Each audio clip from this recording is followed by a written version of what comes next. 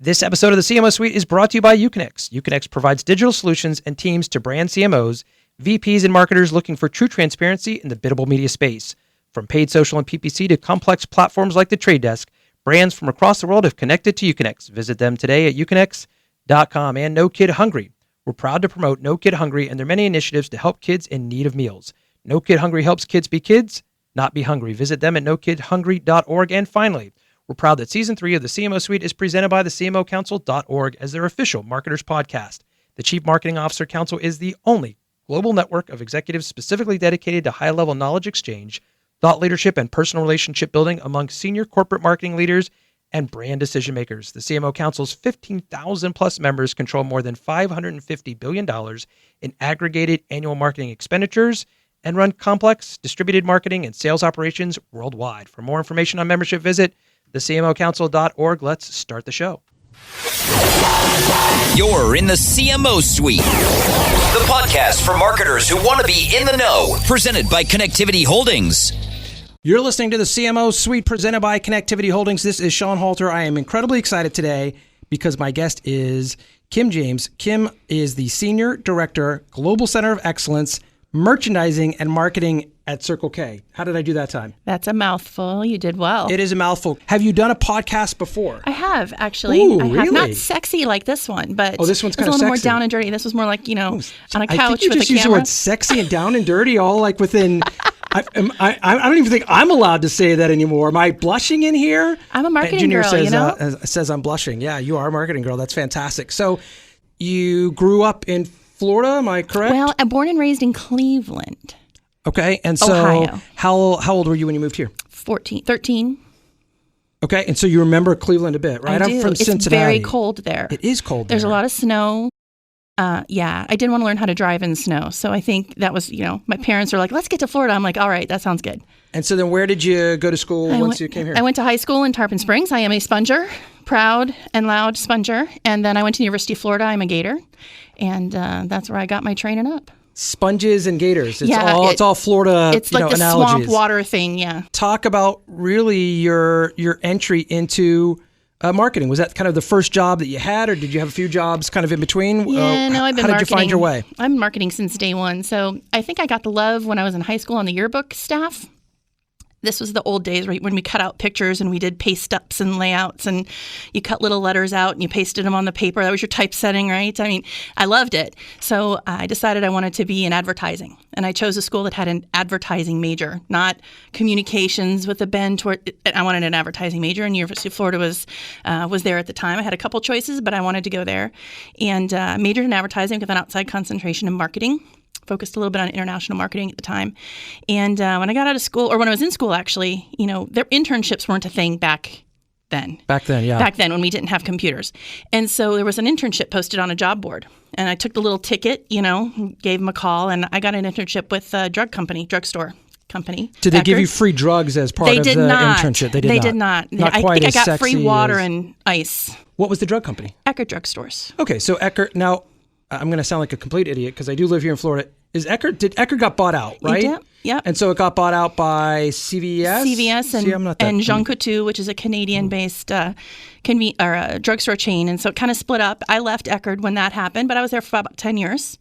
And I interned for 2 years with them in 1989 and 1990.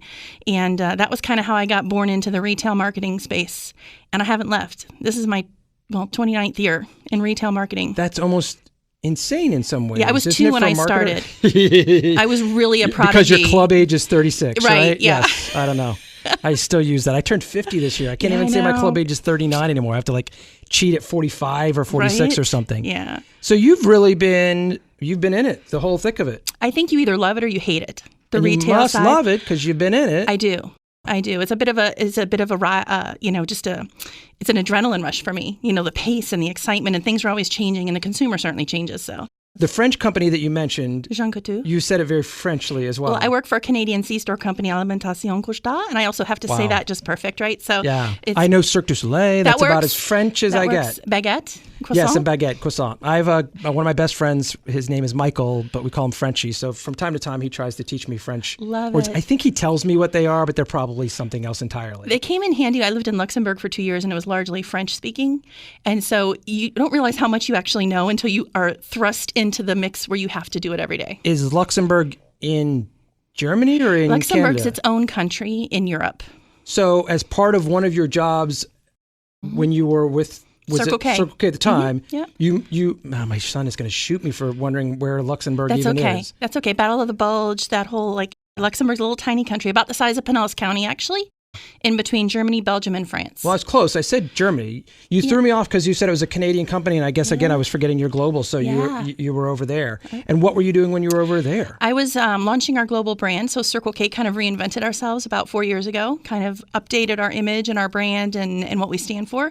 And we are a company of acquisitions, right? So we have lots of different banners that we were flying, and we decided to bring them all under one Circle K brand. So I worked on that project for a few years and then took it to Europe and launched those stores as Circle K and then U.S. and Canada as well. How was that? You had never lived overseas before, I'm assuming? I'm from Cleveland, remember? That's right. Yeah. How was that? What was the impetus? What did they come to you and just say, hey, are you opening to go overseas for a couple of years? And you're like, you know what? Why not? What the heck? It's never thought I'd have the opportunity. Again, just a girl from Cleveland. But we are a global company. We have opportunities to do jobs in different places. And as we launched the global brand and developed all of our trademarks and all of the logos and all of the brand materials, they said, we want this to sit in Europe for a while. And we launched Europe first and then the U.S. Why did they pick Luxembourg? Any specific reason? We have lots of businesses. There's lots of opportunity to combine our IP. So for our intellectual property from around the world. So we used some of the models in those countries to help us figure out how to set that up, which was really exciting because I'd never worked in that world before. Trademark attorneys are not my gig, but boy, did I learn a lot. So we used that as kind of a model to help us get things set up. We had our procurement team there. We had other functions there as well. And then I lived in Dublin for a little bit. In Ireland for beautiful, isn't it? That was a lot more like the United States from the kind of people and the way they do business and the way life is there. But yeah, so it was a grand adventure is what we call it. How long did you live in Dublin? In Dublin, a year. So 2 years in Luxembourg and a year in Dublin. Yeah, 3 years 3 years total. over there. Where else did you travel while you were over there? We went to 25 countries in the 3 years that we were there, and I don't know how many cities. My husband and my son were with me. My daughter was in college over here, so she would come on breaks and visit, and we went everywhere we could. It definitely opens up your mind to what else is out there, different styles of government, different styles of living, different cultures, different language, and it also makes coming home that much more sweet.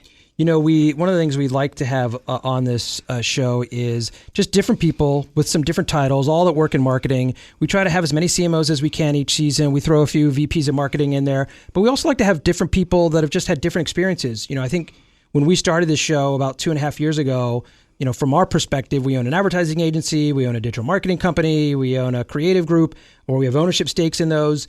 Sometimes you feel like there's only one title that either you should be talking to or one title that does certain things, but you forget how vast this industry really is, even at that C level or even, you know, kind of close to that C level. There are so many people that have so many different and unique, whether it's job titles or just jobs themselves. It's great to be able to just get some perspective from different people as far as either what they do or how they, you know, landed in the space, or even the interesting story that you just told, which is the fact that not only did you land in the space with a brand that a lot of us in the U.S. probably just think is American, but you forget, again, those global opportunities to be able to travel. And so that's always interesting. And it's great to be able to kind of hear those stories and know that you were able to come back home again. Absolutely. What do you feel like you took away from when you were there and you were kind of relaunching that brand? Were you relaunching Circle K itself? Was that the brand you were launching? Or we was were it replacing a brand. Okay. So what was the brand you were replacing? Statoil, which was kind of the mothership, if you will, of fuel in Europe. And we purchased the C-store component of that organization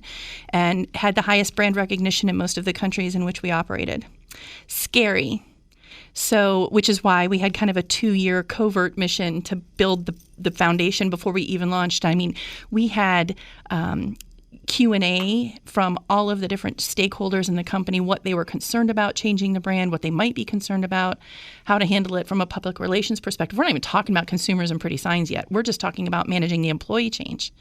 What were top you of the brand changing change. the name to? Circle K. Oh, so that's what it was. So you were moving from State to Circle Statoil to Circle K. Sorry, to Circle K. Yeah. And they had never heard of Circle K before. And circle is an American word. Oh, that's so funny. Right. So you do all kinds of language vetting and testing to see if it even resonates, colors, merging logos together.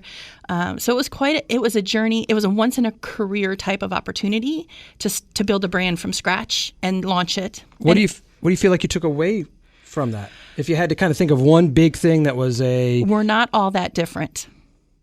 Meaning U.S. and Europeans? Mm-hmm. Customers, what people shop for, what a convenience store is here versus what a convenience store is there. People are in a hurry. People need a drink. They need tobacco. They need a candy bar. The candy bars might be different. I mean, I fell in love with the Dime Bar up in the Scandinavian countries. We got Snicker bars here. Doesn't matter where you are, it's a candy bar. So what I learned is that even though we had all these barriers and obstacles and challenges to figure out to launch a brand, a baby brand from scratch, enter a marketplace, the consumer really wasn't that different. We just needed to solve their need. They want to get in and out quick. Solve, don't sell, right? Yeah. What an incredible opportunity. It was pretty cool. So then what brought you back? You had finished I'd finished my the project. stint. Yeah, I'd finished my stint and came back. And the organization came to me and said, hey, listen, we have an opportunity to level up our knowledge and experience in our organization in merchandising and marketing. And you have a lot of experience and you've done a lot of things. We want you to take that role and kind of improve our baseline, our folks, our processes, our practices, our training, our talent development, career pathing. And it's almost like a consultant to our own organization, right? Because you find the weak spots and then you figure out how to patch them and then you send people on their way to go do and make it happen. And so it's been pretty exciting. I've been able to apply all my knowledge in marketing and all my knowledge in merchandising and kind of put it together to lift the company performance. And what are the areas that you feel like you've been able to focus on the most to be able to lift that performance? I think our folks, looking at really our hiring practices, making sure we're onboarding people the right way, we're teaching them what the expectations are. This is our process. This is what we want you to do. The answers are going to be different. The results are going to be different, but we can all follow the same processes and give people a fair shot to have a good chance to do well in their position. I think that has been probably one of the biggest quick learnings in improving our employee engagement overall. I mean, we measure that every year, and our goal is to have people love their job and like coming into work every day and the people they work with and feel like they contribute and they're recognized. And we've been able to see some improvement in that area. So our results were pretty good to start with, and we've been able to see improvement. So that's exciting. And so is it still kind of considered under the realm of marketing? And so is the elements that you're kind of implementing to be able to lift those pieces, are they all wrapped around marketing elements themselves? Yeah, marketing and merchandising, right? The 4 Ps don't die. 5 Ps, 6 Ps, I don't care what you call it. It changes year by year. But it's about products. And do you have the right products? And do we have the right things on our shelves? And how do you figure out what's right for this store versus that store, Arizona versus Toronto versus Oslo? How do you price those products? What promotions are successful? How do you evaluate a successful promotion? What works, what doesn't? From a marketing perspective, what's the media mix? What do you need to think about? Who's your customer? Who are your segments? Who are your targets? What do they care about? Doesn't matter what Kim James thinks. Doesn't matter what you think. It matters what they think. So the coaching and training on those thought processes. As you talk about, again, it doesn't really matter what we think to some extent. Certainly the world has become very flat to our point and extremely tied into digital. We talk about that. There's probably not a show that goes by that we don't say something that's related to digital to some extent. But I also feel like I'm getting a little bit of some push back in some ways from marketers that are we becoming too overly reliant upon data, and we're forgetting again that people are people, and sometimes you just have to roll up your sleeves literally and get in the field and figure out what's going on, as opposed to we've got 30 months of data and let's completely pivot and adjust from here. How do you feel like you are adapting to that, or how do you feel like Circle K is adapting around that to some extent? Yeah, I guess kind of two things. One is I teach a 3-day class on category management, which is less about the process and more about our philosophies to everyone who joins our merchandising and marketing teams. And one of the things I remind them several times throughout the week is, it doesn't matter what you think or what I think, to your point. Every meeting you're sitting in, you are the representative of our shopper or consumer or customer, whatever you want to call it, in that chair. And every decision we make has to go through that funnel, that lens. We're not serving what they need. Doesn't matter what any of the rest of the work we do is. You got to understand them. And I think sometimes we lose the customer, consumer, shopper in our thought process because we're looking at data so heavily. Let's think about what's driving that data. What is their purpose for showing up to the store to begin with, or to buy the product or the service or whatever the case may be. And I think putting the customer center is probably kind of one of those back to basic things that we need to remind ourselves of. The other thing, I hear a lot of buzzwords. I hear fragmentation. I hear segmentation. Fragmentation is a very negative connotation. It's about breaking things apart and splitting things up. Segmentation is about putting things into buckets separately. Mm-hmm. And people talk about media in that way, right? Sure. And I'm not sure that I'm fully bought into that. I believe in concepts of segmentation, understanding your targets in that way. But I think from how we talk to people, it's more about almost like a patchwork. It's almost more eclectic, if you will. Eclectic means to select. That's an old Greek word. And it was used... You are schooling me now. I'm sorry. So I'm a little geeky like this. So eclectic was used for Greek philosophers to describe them because they didn't buy into a particular thought or philosophy. They could pick and choose. Eclectic, right? And I kind of think that's our approach with a customer right now. One size does not fit all. And it's not broken apart. It's about us weaving the messages together and the touch points together, whether it's digital, loyalty, over-the-counter, in-store, brick and mortar, e-commerce. We have to stitch all of that together to provide a customer experience, a beneficial customer experience to them so they'll come back, right? So to me, I'm more about that patchwork kind of quilting things together, and we have way more levers and dials than we've ever had. Digital's a huge part of that. I think there's some place for traditional media in some places as well. And I think rolling your sleeves up and getting out and doing local marketing is really important also. Well, to your point, the reason why I feel like digital is getting pushed so much, again, is there's at least some measuring stick. Yep. And so for a CEO or a CFO who's got to sign off on a budget of a couple $1 million and whatever it is, they'd rather have some chart of some sort to be able to say that something is happening here. But at the same time, to your point, look, as much as we live on our phones, and we all live on our phones, it's hard to build a brand with an ad that's sitting at the bottom of a piece of mobile. And that is the conversation we have with a lot of clients from time to time, which is you still need to get out there. People do still want to do business with brands they know, like, and trust. That hasn't changed. Nope. You got to get them to know you, but you still got to get them to like you, and you got to get them to trust you. Social can play, some component from a like standpoint. Can certainly come to some extent from forms of digital media, but there's still plenty of space. You still got to be in your car. You're still driving by billboards to some extent. And if you're only relying upon PPC, or you're relying upon, dear Lord, Facebook or Instagram to make all your sales, you're gonna find again that they're not there to be your friend. Yep. They're there to make money. They're there to squeeze you. Google's in the same spot. And everybody's like, geez, why is my SEO not working as effectively as it used to? That's for a reason. It's because they want you to pay for it. There's an invoice at the end. They don't want to let you know the secret sauce to rank high because they don't want you to rank high. They want you to pay for it. They don't want you to pay somebody else for it, which is why they don't release a lot of that stuff. And I think that's equally as hard because you have all of these different platforms that you can use. Used to be, right? We had broadcast, print, about it, right? Some radio. TV, radio, yeah. I almost forgot radio for crying out loud. Crazy, yeah. Right? Here we are talking into microphones, right? So it was easy for someone to say, we spent this much, we did this. Now you've got little bits of money going lots of different places, and folks that aren't comfortable in this space get really uncomfortable really quick, especially when you're at a C-level or a senior level and you're trying to figure out what the heck you're doing, and it's split, fragmented, segmented into many different ways. Instead of explaining it that way, I think it's more of the patchwork idea, right? So here's how we're getting our messages out to customers. It's all cohesive, hard to explain, really hard to explain. Yeah, and the point that you just made, I think, is an important one, which again is that at the C level, it's hard sometimes to be able to say yes, but, or to have some faith, for brands, especially in the C-store space or anything in this consumer packaged goods space. They've often not really had to market. They've had to have great presence on the shelf. Certainly, they'd love some brand awareness if they can afford it, but shelf space to them was the most important commodity, and everything else was kind of secondary. Mm-hmm. Now that my wife doesn't even walk into a grocery store anymore, they're having to learn marketing in ways they've never had to. They could buy a shelf talker, they could buy a couple things, and that was kind of their marketing for the year, and then they could move on to something else. And so, I feel like from our perspective, that creates opportunity. Because there are plenty of brands out there that are trying to figure out how to be consumer facing now that have never really had to have that level of touch and exposure. But to your point, at the same time, it can create its own share of why isn't this working? And you've run 20 days on a campaign, you have to let them know, it's not like it's not like a shelf talker. It's not a light switch.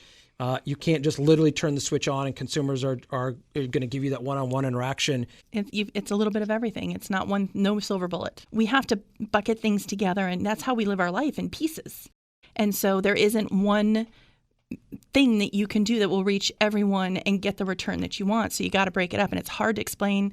A lot of data goes into understanding it. But to your earlier point, at some point, you just got to roll your sleeves up and say, this makes common sense.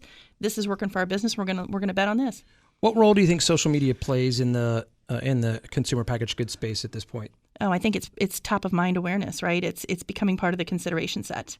Do you think brands are using it incorrectly right now? Do you feel like, again, they're trying to use it as a sales tool in some ways? Yes, absolutely. And consumers don't want that? That's not really, unless you're selling shoes, right? I feel like that's one of the biggest struggles to try to help brands to understand, which is the importance of social media, certainly once you get into that CFO level or CEO level. And it's not unusual because sometimes that CFO or that CEO, he or she might be 50 or 60. Not a user. They might have just gotten on Facebook, for crying out loud.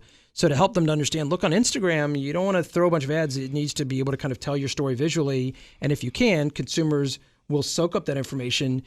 Again, for many, maybe in the space, they've never had to see what an actual sales funnel kind of look like to create engagement, to create brand awareness. They're just used to, again, the consumer walks in, they see us on a shelf, and they buy us, and they put us in their cart. Yeah, it's an engagement with them, and you can't be forced. They have to welcome it, and you have to track what works and what doesn't. You can't just force a sales message to that audience. It's about creating that environment of a relationship. And to your point about brands, I do see some using it well. I follow a lot of them. Like, who do you feel like is using it well? I think Target's doing a great job. I think Burger King's actually doing a pretty good job. They're a little risky. We had Fernando Machado on last season. He's awesome. They're a little risky sometimes, but they're doing great things. And I think people follow them just to see what's going to be next. And I think that it's not about a sales pitch. It's about just, hey, we're part of your life. And this is where we connect. Like us if you want, don't like us if you want, but here we are. I think some are learning through that, how to make it work.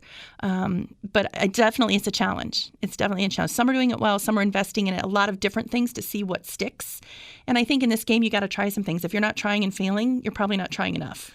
Well, as a CMO or a VP of marketing, again, no matter whether you're working with a massive brand or you're working with a small brand, that's the rub to some extent with social, which is helping the people above you. You're potentially putting a budget in there, a budget line for social, which is not always inexpensive, and you're trying to help them to understand, well, what are we going to get back out of that? And again, if you're not used to using a marketing funnel of some sort to help them, it's hard because they're going to want to push sales messages out because that's that one-on-one that they're looking for, that immediacy.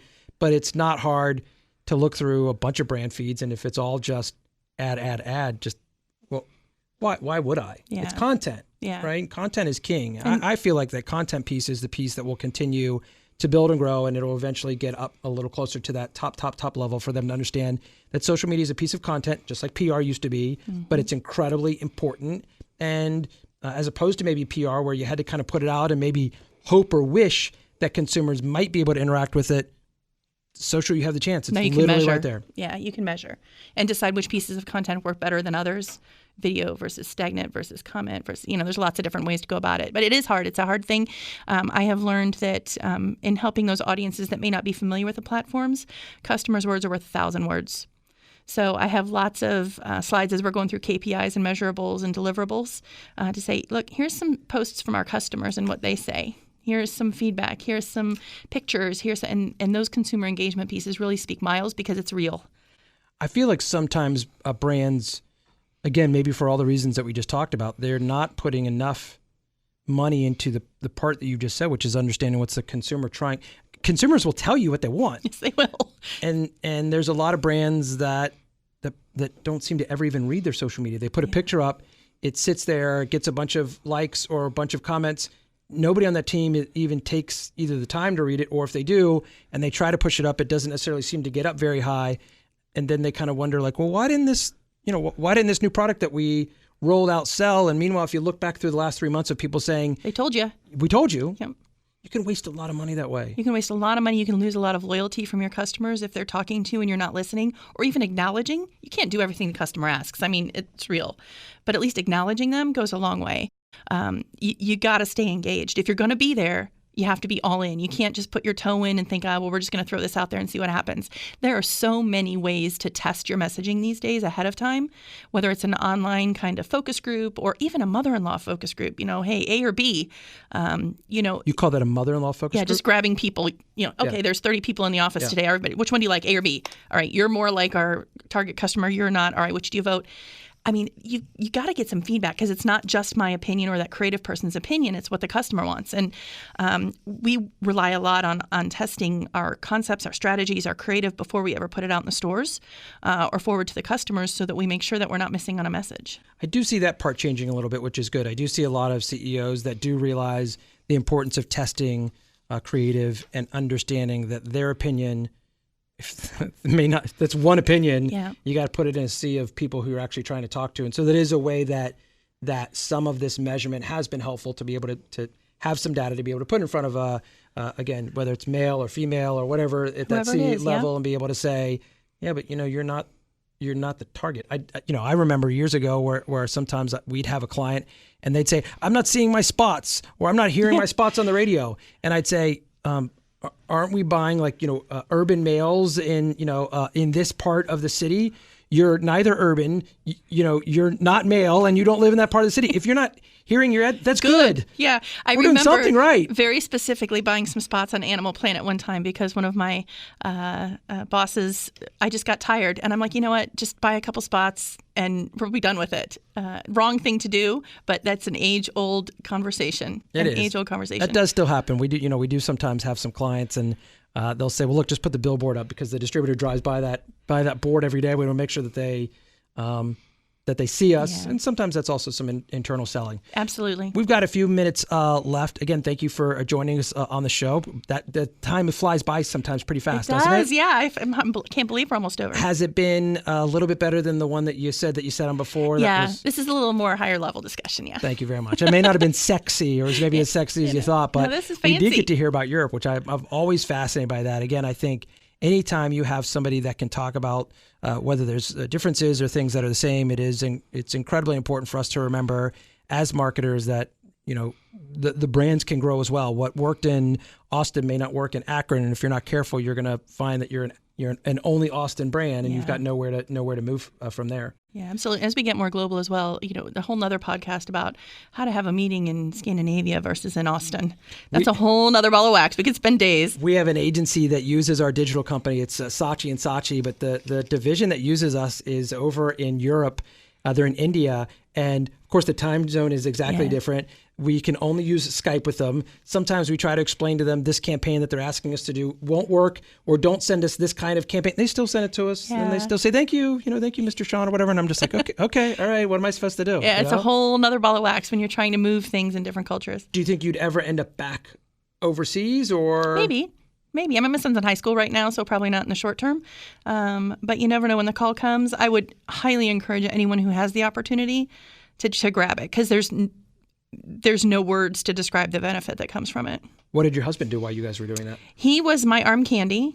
Nice. Travel planner. Thank you. Travel planner, sun capturer when he was off and running, doing all these different sports and things. He kept things moving along, mostly travel planning. When to get to 25 countries in 3 years and all, he was constantly figuring out where we were going next. And that alone is a sacrifice for both of you. Absolutely. I'm sure for him that probably felt like, wow, this is, my career, or whatever his career is or was. He was a high school football coach. Is going to have to, take a back seat to some extent. So that, that takes its own share of saying, okay. Yeah. At the same time, what an incredible opportunity for dads who probably don't get those kinds of opportunities enough when your kids are at that age to still be working. And clearly he was working, with you, for you, whatever. Yeah, absolutely. However you count that over there. But to be able to step away enough to be able to just really experience your family in such a unique way, whether that's a husband or wife, you don't. I feel like I don't hear that enough. Sometimes you hear people who leave or take a couple years off to travel in their 20s, but when you get in your 30s and 40s, it's harder. It brings your relationship to a completely new level in a good way. Mostly good. I mean, there's some bad ways too, but in good ways. And the family unit a lot closer together because you're all in it together. You're in a foreign place. You don't know how even to take the trash out or where to go get a post, how to mail a letter, or how to shop in the grocery store because it's all in French.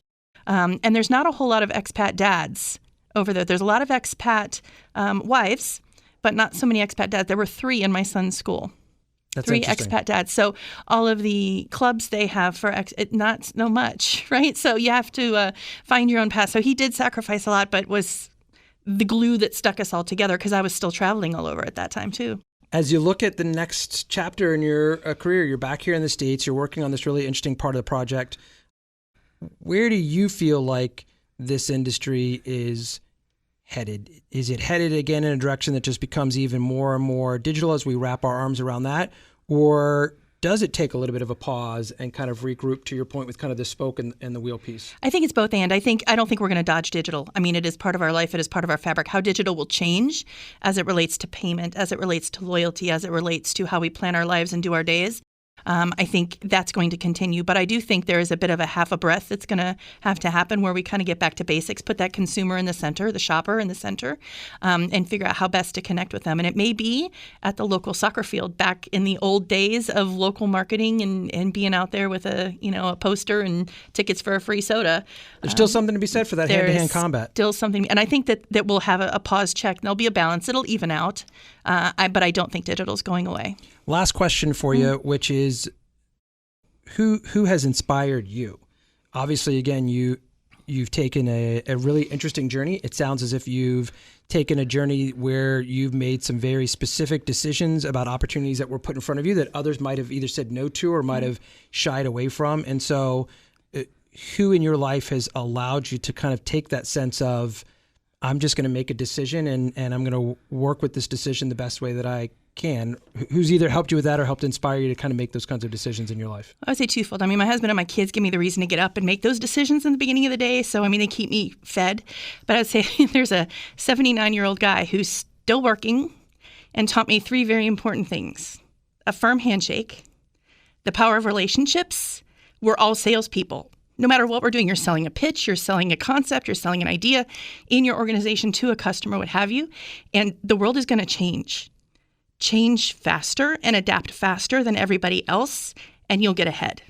And who is that? It's my dad. Oh, well, that's an amazing way to wrap. Our dads are incredibly important to all of us. My dad was one of the best salespeople I'd ever met, which is what kept me from wanting to go into sales for so long, because he was just so good and amazing. And that's what great advice, and it's advice obviously you've lived your life by. So Kim, thank you so much for joining us on the show. Listen, if you want to find out more about Kim James, it's simple. Just stalk her on LinkedIn, which is exactly what I've done pretty consistently. Find somebody who's connected to her, as I did with my buddy Ari Rothman over there.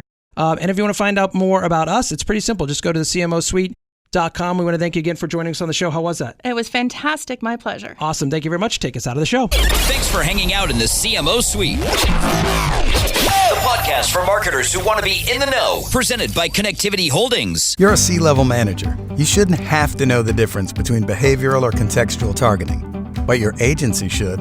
Uconnect provides brands and biddable teams direct access to platforms like The Trade Desk, Google, Amazon, Facebook, OTT, and more. Their US-based traders can train your in-house team or provide complete transparency with no minimums and CPM-based service pricing for true transparency. Something Mighty Hive, The Trade Desk, and Centro simply don't offer. Tired of being the smartest one in the room? Reach out to Uconnect today for a free demo. Uconnect, the world's leader in true transparent biddable media.